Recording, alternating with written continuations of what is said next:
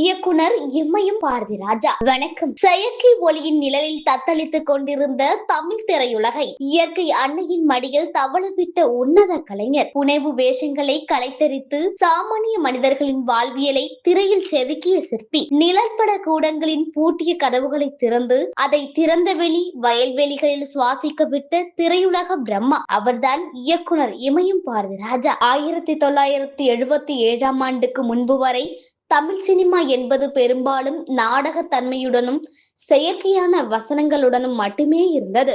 ஆனால் அந்த ஆண்டின் அக்டோபர் மாதம் 16ஆம் தேதி ஒரு அதிசயம் நடந்தது. என் இனிய தமிழ் மக்களே என்ற கம்பீரமான குரலுடன் 16 வயது நிலை திரைப்படத்தின் மூலம் இயக்குனராக அறிமுகமானார் பாரதிராஜா. சினிமாவில் அதுவரை இருந்த இலக்கணங்களை உடைத்தெறிந்தார். மயிலு, சப்பானி, பரட்டை என அவர் உருவாக்கிய கதாபாத்திரங்கள் தமிழ் திரையுலகின் போக்கையே மாற்றி அமைத்தன. கிராமத்து யதார்த்தத்தை அப்படியே திரையில் காட்டி தமிழ் சினிமாவிற்கு ஒரு புதிய விடியலை தந்தார். பாரதிராஜாவின் சாதனைகள் வெறும் கிராமத்து கதைகளோடு நின்றுவிடவில்லை. அவர் தொட்ட ஒவ்வொரு ஜானரும் ஒரு காவியமானது. சிகப்பு ரோஜாக்கள் படத்தின் மூலம் தமிழ் சினிமாவிற்கு ஒரு மிரட்டலான சைலாஜிக்கல் த்ரில்லரை கொடுத்தார். அலைகள் ஓய்வதில்லை மூலம் காதலின் ஆழத்தை பேசினார். முதல் மரியாதை திரைப்படம் வயது கடந்த காதலையும் கிராமத்து வாழ்வியலையும் தமிழ் திரையுலகின் உன்னத படைப்பாக மாற்றி காட்டியது. கருத்தம்மா திரைப்படம் மூலம் பெண் சிசு கொலை என்ற சமூக அவலத்தை தைரியமாக திரையில் கொண்டு வந்து சமுதாயத்தில் பெரிய விழிப்புணர்வை ஏற்படுத்தினார். அவருடைய படங்களில் பாடல்களும் பின்னணி இசையும் கதையோடு பயணிக்கும். இசைஞானி இளையராஜாவுடன் இவர் அமைத்த கூட்டணி தமிழ் சினிமாவின் பொற்காலம் என்றுதான் கூற வேண்டும். இவர்களின் காம்பினேஷனில் வெளிவந்த பாடல்கள் இன்றும் நம் தலைமுறைகளை கடந்து ஒலித்துக் கொண்டிருக்கின்றன.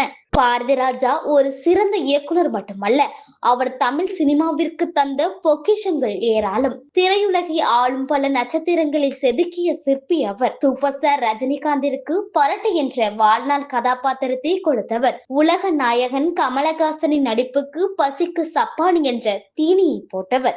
இது மட்டுமன்றி பாக்யராஜா, ராதிகா, கார்த்திக், ராதா, ரேவதி, மணிவண்ணன், நெப்போலியன், சுகன்யா, பிரியாமணி என பட்டியலிட முடியாத அளவிற்கு பல 100 நடிகர் நடிகைகளையும் இயக்குனர்களையும் தமிழ் சினிமாவிற்கு அறிமுகப்படுத்திய பெருமை பாரதிராஜாவையே சாரும். இந்திய அரசின் மிக உயரிய விருதுகளான பத்மஸ்ரீ விருது மற்றும் 6 முறை தேசிய திரைப்பட விருதுகள் வென்று சாதனை படைத்தார்.